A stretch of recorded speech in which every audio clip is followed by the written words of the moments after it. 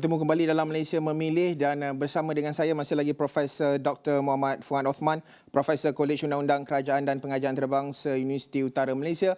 Prof, bercakap berkenaan dengan dari segi gabungan yang bakal kita lihat. Dalam grafik yang saya kongsikan tadi, ada beberapa perkara yang perlu kita telitikan, iaitu dari segi jangkaan-jangkaan. Bagaimana pandangan Prof melihat sebagai contoh, ada penyokong BN yang mahukan kerjasama di antara BN dan juga PN. 81% penyokong PN mahukan BN dan juga PN. Pada masa sama, kita lihat 52% penyokong PH mahukan kerjasama juga dengan Perikatan Nasional dan juga di antara PN dan juga Harapan. Kita tahu rentetan isu krisis yang berlaku, perkara-perkara yang dilihat mendominasi parti sejarah pertelingkahan yang mungkin berlaku sebelum ini. Bagaimana kita ingin memahami bahawa kerjasama yang bakal dibentuk kelak perlu ada satu ketelusan, perlu ada kesefahaman yang sama, kerana akhirnya kita tidak mahu negara ini terpalit kembali dengan krisis-krisis politik, permainan politik, percaturan politik yang akhirnya akan menjejaskan pembentukan kerajaan itu. Pandangan Prof. Saya kira kalau berdasarkan kepada dapatan yang telah Haris kongsikan tadi, ia adalah jelas bahawa pergabungan di antara BN dan PN itu adalah gabungan yang telah pun dicuba sebelum ini dan paling banyak dipercayai oleh rakyat. Ini adalah kerana saya kira sebab gabungan antara PH dan BN itu belum pernah berlaku lagi. Jadi mengambil pengalaman daripada apa yang telah kita lihat dalam penggal yang ke-14 baru ini, bahawa rakyat ingin melihat kena ada satu realignment of politics ataupun jajaran baru kepada pembentukan kerajaan ini, supaya kerajaan yang akan tampil nanti bukan sahaja kerajaan yang boleh memberikan manfaat yang terbanyak, yang boleh memperjuangkan nasib dan masa depan rakyat, tetapi juga yang paling penting juga adalah kerajaan itu perlulah stabil. Jadi bila kita kata kerajaan itu perlu stabil, sekiranya ia adalah kerajaan gabungan daripada dua blok, maksudnya sekurang-kurangnya pada hemat saya mesti sekurang-kurangnya 135 kerusi ke atas. Sebab selain daripada 135 kursi ke atas itu, dia akan sentiasa terbuka kepada pelbagai tindak tanduk ahli politik yang selepas ini. Walaupun Akta Anti Lompat Parti telah pun diluluskan, tetapi itu menjadi kebimbangan. Jadi saya kira kalau kita lihat dapatan-dapatan itu juga menunjukkan rakyat pada sentiasa masa melihat perkara-perkara yang paling utama yang perlu diberikan perhatian oleh kerajaan nanti adalah yang pertamanya berkenaan orang putih kata bread and butter, berkenaan dengan ekonomi, berkenaan dengan peluang pekerjaan, berkenaan dengan bagaimana anak-anak muda khususnya ingin diberikan peluang untuk bekerja, contoh dengan gig ekonomi dan sebagainya. Isu-isu berkenaan dengan pendidikan contohnya akan menjadi sesuatu yang paling penting. Dan akhir juga adalah dari segi, kalau kita lihat tadilah, kestabilan ekonomi itu, sebab kestabilan ekonomi itu adalah rentetan daripada kestabilan kerajaan. Bila ada kestabilan kerajaan, maka kita akan dapat lihat kestabilan ekonomi. Bila ada kestabilan kerajaan dan ekonomi, pastinya dia akan memberi peluang kepada kerajaan untuk cuba untuk mendapatkan lebih banyak bantuan dan juga pelaburan asing datang ke Malaysia. Jadi saya kira rakyat pada ketika ini setelah lelah dan penat melihat pelbagai mainan politik pada penggal yang ke-14, saya kira inginkan sebuah kerajaan yang stable, yang stabil, yang boleh membawa suara mereka, yang boleh memperjuangkan masa depan mereka dan anak-anak mereka, dan juga tidak boleh diganggu-gugat sebegitu mudah. Jadi itulah saya kira harapan rakyat, sebab kalau kita lihat banyak juga kajian-kajian antarabangsa menyatakan bahawa seluruh dunia akan menghadapi suatu climate ekonomi yang tidak tentu, dan ini akan memberi kesan kepada Malaysia juga, bukan sahaja kepada negara-negara besar tetapi juga khusus kepada Malaysia. Dan kita tengok sekarang ini keadaan ekonomi kita sudah mula berkembang, tetapi bagaimana untuk kita melepasi daripada perkara-perkara yang tidak menentu ini supaya ekonomi kita itu akan terus berkembang dan boleh mencapai kemajuan yang lebih tinggi. Haris?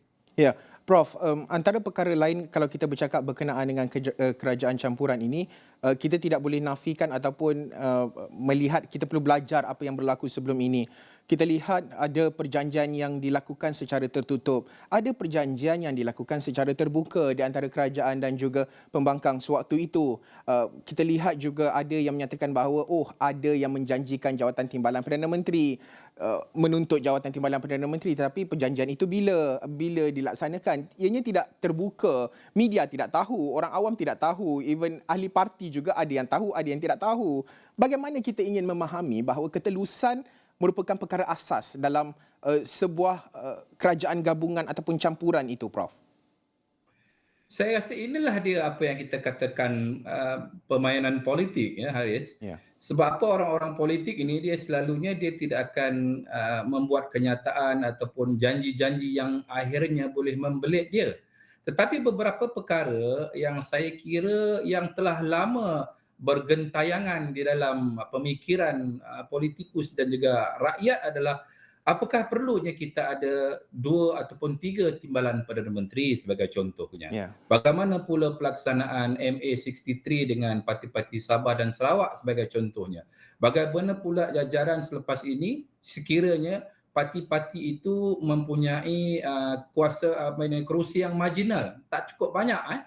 Jadi memanglah selalunya perjanjian-perjanjian politik ini dilakukan secara rahsia.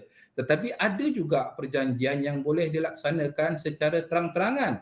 Sebagaimana kerajaan Ismail Sabri telah menandatangan dengan Pakatan Harapan untuk ada satu gencatan politik sehinggalah bulan 6 atau bulan 5 tahun ini. Jadi saya kira inilah dia politik, Haris, the art of possibility, sentiasa dinamik dan boleh berubah, tetapi kadang-kalanya dia boleh memberi kesan ataupun dampak yang negatif lah kepada rakyat. Dan kita lebih, kalau boleh, kita nak tengok sesuatu yang lebih tulus, yang dijadikan di hadapan, kan, supaya kita boleh menilai dan seterusnya kita boleh membuat keputusan untuk menyokong parti mana ataupun blok mana. Saya kira pada pilihan raya kali ini bukan sahaja parti memainkan peranan yang penting ataupun blok, tetapi calon itu juga banyak akan menentukan ke arah mana undi-undi para pengundi PRU15 nanti, Haris. Ya.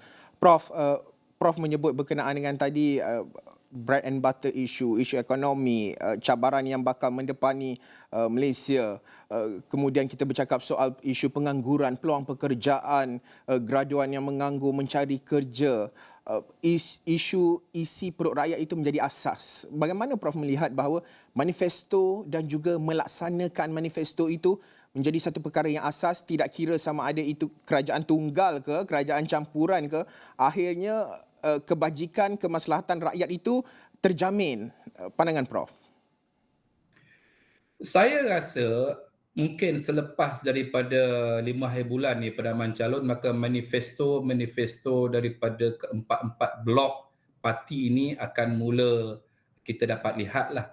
Jadi saya kira untuk sesuatu blok yang bertanggungjawab, blok parti yang bertanggungjawab, dia akan cuba untuk menunjukkan ataupun